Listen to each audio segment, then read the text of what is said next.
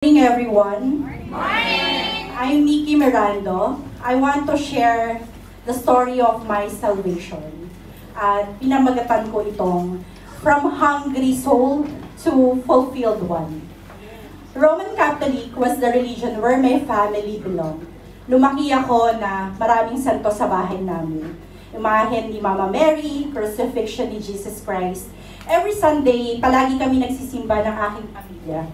Maaga pa lang, pinapagayak na ako ng nanay ko. So, yung family ko po isa active member sa Katoliko. Nanay ko, Asher, pangalawa kong kapatid is Kista, yung bunso is choir, at ang anak ko is commentator.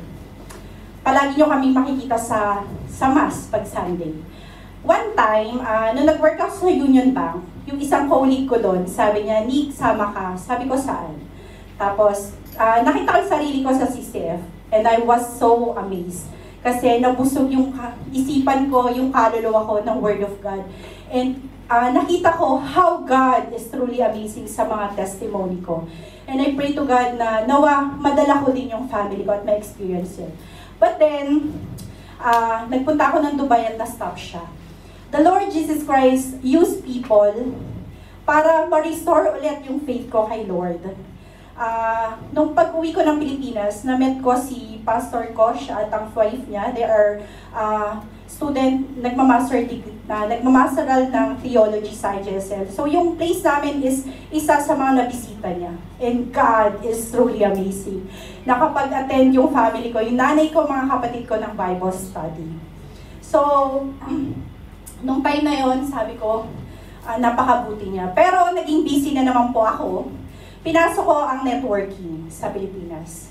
And may isa akong member, sabi niya, sama ka ulit. So mahilig po akong sumama, kaya sa mag-iimbita, palagi akong sumasama.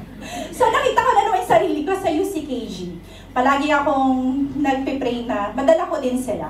And God answered my prayer. October 2018, I was baptized. Kasama ng aking mga kapatid at anak ko at pamilya ko.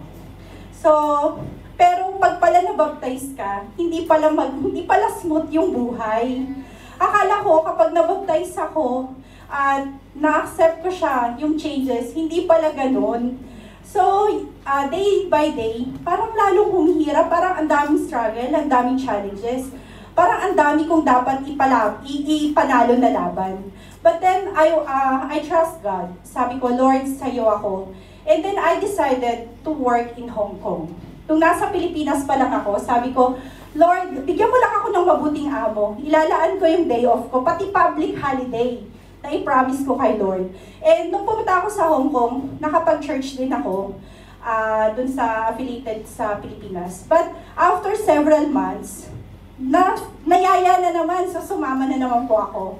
Pumunta ng beach, pumunta ng iba-ibang mga places dito sa Hong Kong. So, nawala na naman. And then one time, na-realize ko, sabi ko, ganito na lang na naman ba yung buhay ko? So, nag-scroll ako sa Facebook. Yung friend ko, nakita ko, nag-church. Sabi ko, sis, sabi ko gano'n, saan yung church nyo? So, sabi niya, sige, sama ka sa Sunday, sabi ko. Nag-prepared ako. Tapos, dinala pala ako dito. So, sa Lifeway Full Gospel Church, pagpasok ko dyan sa pinto, sabi ko sa sarili ko, this is my home. Iba yung pakiramdam na nahanap mo pala yung tahanan mo.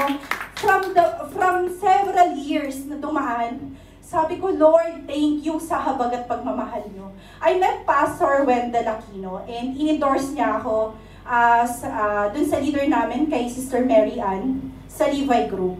So nagpatuloy every Sunday, nag-worship, umaattend ng mga activity. Pero, yun na naman, naligaw na naman ako. Marami na naman nag-imbita at sumama na naman. So, matagal ako na gumala. But, on last February 23, I committed myself. Sabi ko, Lord, I surrender everything to you. Tama na siguro yung gala. February 2023, I started my tithes and recognized as a legitimate member of Lifeway Full Gospel Church. And I was so amazed. Sabi ko, Lord, salamat.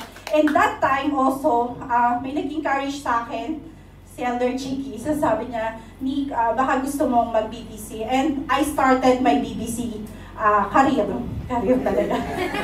Eh, napakagaling naman kasi talaga ng aming teacher, si Pastor Wendell Aquino. So, sabi ko, Lord, sa mayamang biyaya mo, once na ikaw ay mag-commit sa Panginoon, kahit gumala ka, kahit lumayas ka, ibabalik at ibabalik ka. And this is the home where God is arranging for me. And sa habag at pagmamahal ng Panginoong Jesus, hindi ko inaasahan na, Lord, salamat, dahil pati yung pamilya ko is patuloy na nananampalataya sa iyo. Yun yung pinakamasarap. And uwi po ako sa July 31, gagraduate po yung anak ko. Lahat ng victory ay para sa Panginoong Jesus. Kaya yung may mga pamilya dyan na Katoliko pati di pa nadadala, keep on praying. Prayer lang po ang ating panangga sa lahat. Kasi lahat ng laban ng ating buhay, ang Panginoong Jesus ang magpapanalo sa iyo. To God all be the glory.